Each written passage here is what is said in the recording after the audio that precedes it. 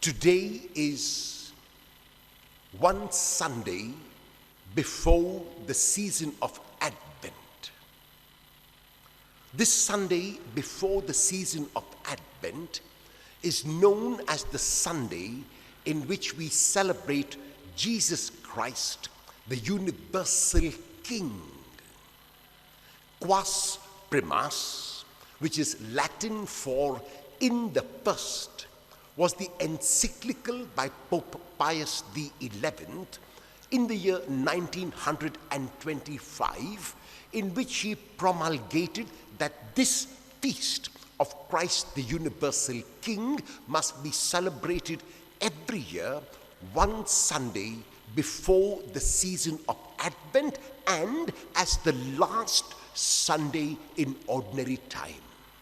So this feast of Christ the universal King was almost immediately after the First World War, which was ended in the year 1918. 7 years after the war, and the world realized that the reason why the war was fought was not achieved. There was no peace, there was no harmony, there was no tranquility, there was no serenity. There was still so much of disturbance and disharmony and agitation in the world. And so the church had to step in if it had to quell that agitation, and this is something which the church has done in the past and which the church needs to continue to do, to step in to quell the agitation. During these COVID-19 times, during the time of the pandemic, the church has stepped in a variety of ways. It has stepped in by reaching out physically to people. It has stepped in by reaching out emotionally to people. It has stepped in by reaching out psychologically and spiritually to people, because it must do that as Jesus himself has shown us. And that is why we are invited today on the feast of Christ the universal King to ask ourselves a very important question, namely, who is this King for me? What kind of a King is Jesus? Is Jesus that King who comes to my aid and who rescues me anytime I'm in trouble? That cannot really be, because if that was the case, Jesus would have come and made sure that this pandemic had disappeared. He has not done that. And because he has not done that, we need to ask ourselves, what is the other kind of King that we can think about? Is Jesus the glorious King who will come on a throne, who will come riding on a horse, who will make sure that all the opponents are vanquished? He did not do that in his lifetime, so that cannot really be the kind of King. Is this King someone who will give me whatever I want because this King is generous? Yes and no. Yes, because this King has a heart of gold. This King's heart is as big as the world, and that is why he is called Christ, the universal King. When Pilate put the title on the cross, he put it in 3 languages, and the 3 languages in which the title was put on the cross was Hebrew, Latin, and Greek. What does this signify? What does this mean? Hebrew was the colloquial language, the language spoken by the larger majority of people. So by putting the title in Hebrew, Pilate is saying, Jesus is the King of all the people. Latin was the state language. Official documents were written and had to be written in Latin. So Pilate is saying, Jesus is also official King. And Greek was the language of trade and commerce. Pilate is saying, Jesus is the King even of trade and commerce, which we would consider as unspiritual, as out there in the world. So by using these 3 languages, Pilate is telling the whole world that Jesus is a King who excludes no one and who is not King of every every area. He is the king of every single facet of this world. In the gospel text of today, we will hear the dialogue which Pilate has with Jesus. After the opponents of Jesus bring him to Pilate, Pilate tries to understand why they have brought him. They make the accusation that Jesus has claimed to be king and to be Son of God.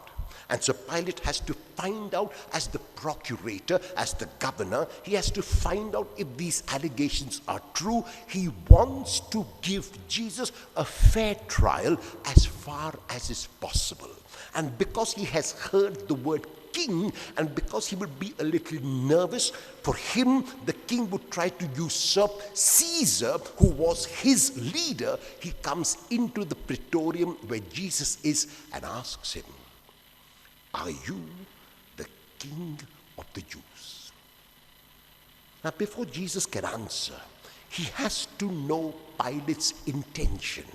And that's why the response of Jesus is, "Do you ask this of your own accord?"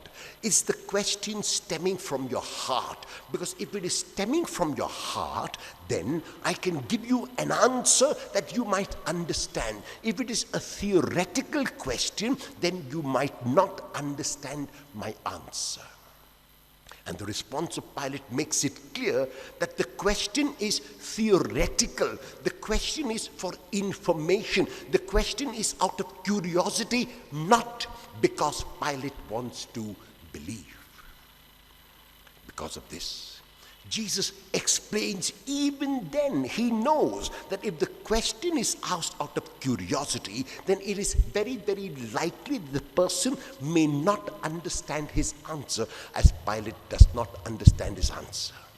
Jesus admits that he is indeed a king. And he says to Pilate, "Yes, I am a king. I was born for this. I was born to be a king. I came into the world for this, to bear witness to the truth." The Greek word aletheia is translated into English as truth. And so Jesus has come to bear witness to the truth. And Pilate asks, after Jesus has spoken, what is truth? It is not a philosophical question again. It is not even a question because Pilate is curious. It is a question which shows that Pilate does not understand. The truth incarnate is standing before Pilate. The truth incarnate has been revealed to Pilate, and because Pilate has closed his mind and closed his heart, he cannot recognize that truth, and therefore has got to ask, what is truth?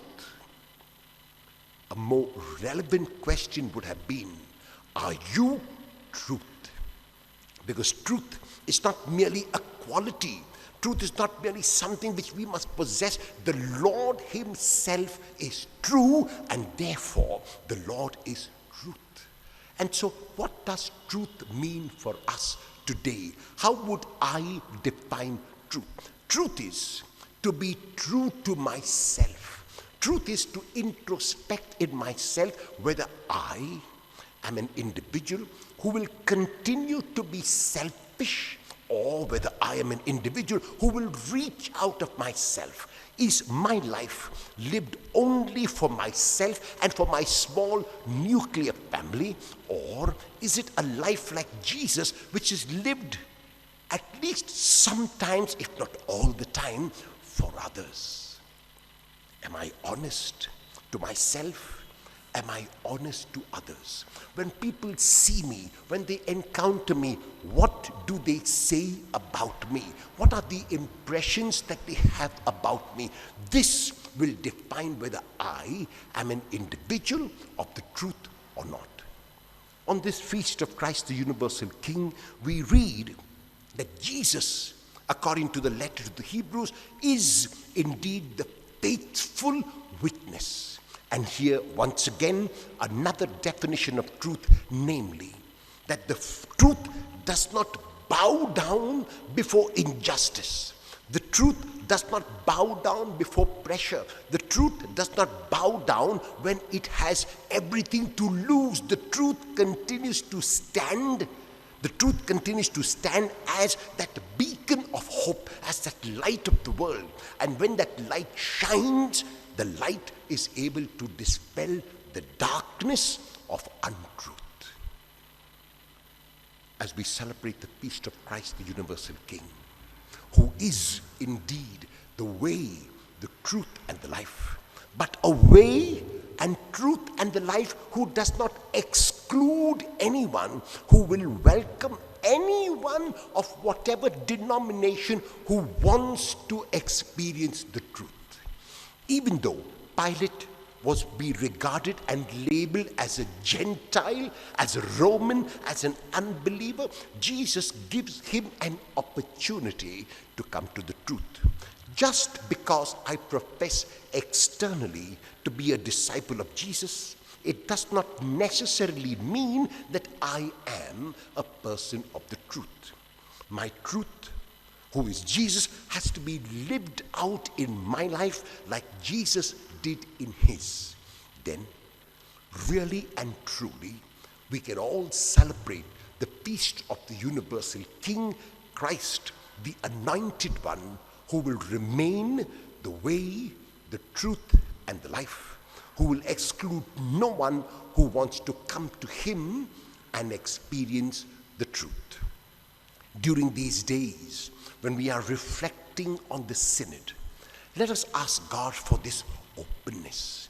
Let the questions that we ask not be asked out of idle curiosity like Pilate.